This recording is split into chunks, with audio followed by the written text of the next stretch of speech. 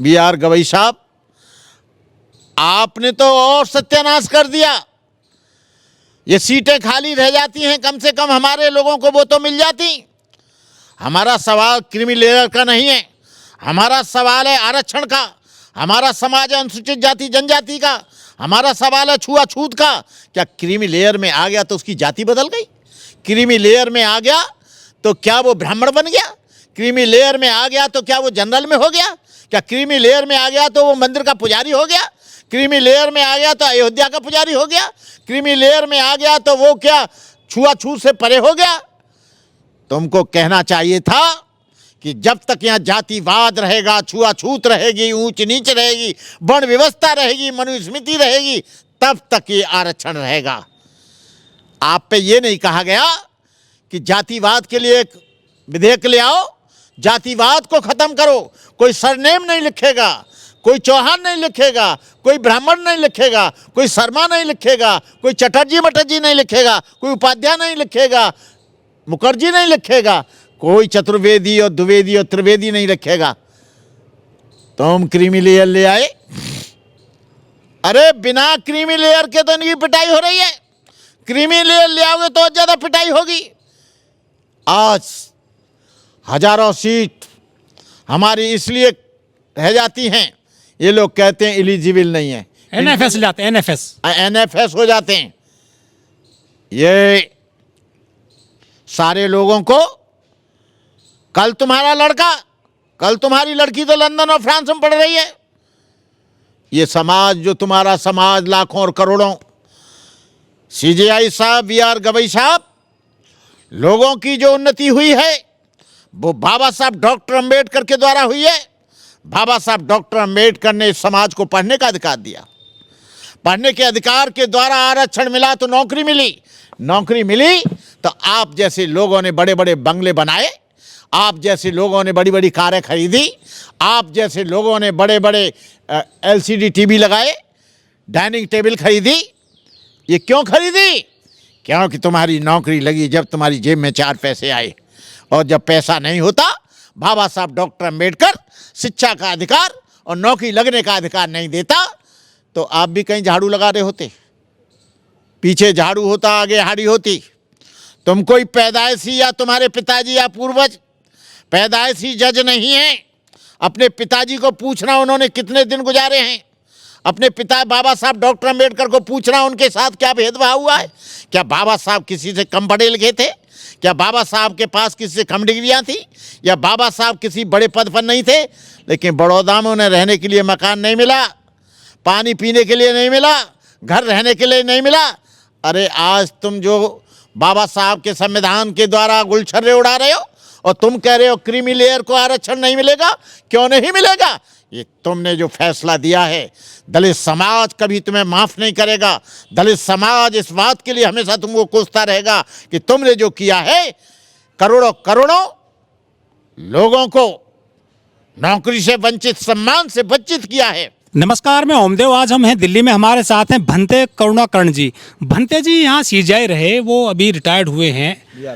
B are Gavai साहब, लोगों को बड़ी जिज्ञासा थी और आशा थी कि ये जज साहब कुछ करके जाएंगे SC ST OBC के लिए, जो गरीब गुरबा समाज है, बौद्धिस्ट समाज है, लेकिन वो कुछ जजमेंट नहीं आए हैं। चाहे बोध गया का मामला हो, चाहे आरक्षण का मामला हो। आरक्षण के मामले में तो वो उल्टा जो डिसीजन कर गए कि SC में भी क्रीमी लेयर जो है वो लगा गए। पूरे मामले को सर किस तरह देखते हैं? ये जज साहब गए हैं, बी आर गवई साहब। बीजेपी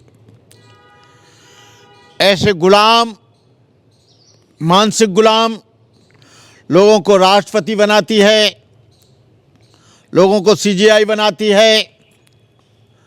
बी आर गवई के पिता रासू गवई हम बहुत अच्छी तरह से जानते थे। हमें बड़ा भरोसा था कि अनुसूचित जाति जनजाति और बैकवर्ड के लिए कुछ करके जाएंगे। लेकिन ये तो जितने सीजेआई आए थे उनसे भी ज़्यादा खराब, उनसे भी ज़्यादा बेकार, उनसे भी ज़्यादा गुलाम निकले। लेकिन बौद्धिस्ट थे सर। ये कोई बौद्धिस्ट नहीं थे, अम्बेडकरवादी। बौद्धिस्ट होते, अम्बेडकरवादी होते तो बुद्ध गया का एक लंबे समय से फैसला सुप्रीम कोर्ट में विचाराधीन है 135 साल से उसको बौद्धों के हित में फैसला देते, और बौद्धों के साथ में ये शेड्यूल कास्ट से बौद्ध बने, महार थे। इनको मालूम नहीं है कि लाखों महारों की जो उन्नति हुई है, हजारों महार आज क्लास 1 ऑफिसर बने, हजारों चमार और जाटव ऑफिसर बने हैं, तो ये आरक्षण के कारण बने हैं। आरक्षण नहीं होता तो तुम भी यहाँ पर सीजेआई नहीं बनते। तुम कोई जनरल से नहीं आए हो, और न जनरल से कभी फाइट किया है। तुम्हारे पिताजी कभी जनरल सीट से इलेक्शन नहीं लड़े हैं, हमेशा रिजर्व सीट से इलेक्शन लड़े हैं। लेकिन इन्होंने तो और बुरा कर दिया कि क्रीमी लेयर ले आए। अरे क्रीमी लेयर, यहाँ अमीर गरीब हो सकता है, गरीब अमीर हो सकता है, लेकिन ब्राह्मण अछूत नहीं हो सकता, अछूत ब्राह्मण नहीं हो सकता। अरे क्रीमी लेयर में तो वो भी आते थे, जगजीवन राम संपूर्णानंद की मूर्ति को 101 दूध के घड़े से और गंगा जल से धोया गया। यहां छुआछूत कितना भी बड़ा आदमी हो जाए, लेकिन यहां छुआछूत होती है। राष्ट्रपति बना दी गई, लोग कहते हैं हम दलित समाज से कोविद बना दिया गया। ये नहीं कहते कि ये क्रीमी लेयर से बने, ये कहते हैं कि ये दलित समाज से हमने बनाया। तुमको भी दलित समाज से पहले बताया था। BR गवई साहब, हमको ये पहले से ही पता था कि आपको बीजेपी ने भेजा है, और इसलिए भेजा है कि भाई का कत्ल भाई के द्वारा कराया जाए, भाई के अधिकारों को भाई के द्वारा खत्म किया जाए, और ये सब ऐसा ही करते हैं। कोविड आया, कोविड के द्वारा सत्यानाश हो गया। ये मुर्मू जी आई हैं, ये चुप बैठी रहती हैं। तुम आए, तुमने कुछ किया नहीं, तुम पर जूता भी पड़ गया, तुमने माफ कर दिया। अरे ये बाबा साहब ने नहीं कहा, बाबा साहब के सेंटेंस को पढ़ना, self respect is more important than material gain, our struggle for self respect. तुमने तो अपना आत्मसम्मान भी खो दिया। तुमको शर्म आनी चाहिए थी, तुमको कहना चाहिए था कि इसको इंट्रोगेट करो और इसको जेल में डालो और इतनी मार लगाओ और इसको आजीवन कारावास करो। लेकिन तुम तो बड़े बुद्ध के वो अनुयायी हो गए, क्योंकि तुम पर दबाव पड़ रहा था। वो बीजेपी का आदमी था, आरएसएस का आदमी था। आरएसएस और बीजेपी ने तुम्हें सीजेआई बनाया, उसका बदला तुमने चुका दिया जूता खा के। अब क्या करोगे? क्या तुम ये जान रहे हो कि समाज बना पढ़ा लिखा है? तुम ये जान रहे हो कि समाज तुम्हारा सम्मान करेगा? तुम्हें जिंदगी भर कोसेगा, तुम्हें जिंदगी भर जो पढ़े लिखे लोग हैं वो तुमको सम्मान नहीं देंगे। तो क्या बाबा साहब ठीक बोले थे कि बाबा साहब ने को भी पढ़े लिखे लोगों ने धोखा दिया था? ऐसे लोग थे वो भी? ऐसे ही लोग थे। यही लोग दूसरों के इशारे पे, केवल इनको पद चाहिए, समाज भाड़ में जाए।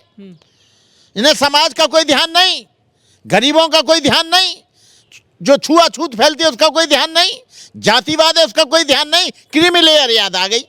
अरे बैकवर्ड का कथा पढ़ने पे सर मुड़ाया जाता है, घोड़ी चढ़े तो मार दिया जाता है, कपड़ा पहने तो फाड़ दिया जाता है, गाड़ी तोड़े तो गाड़ी चले तो तोड़ दी जाती है। ये तुम्हारे साथ भी जब मनुस्मृति आ जाएगी महाराज, मनुस्मृति को थोड़ा पढ़ लेना, तुम्हारे लिए क्या लिखा है, और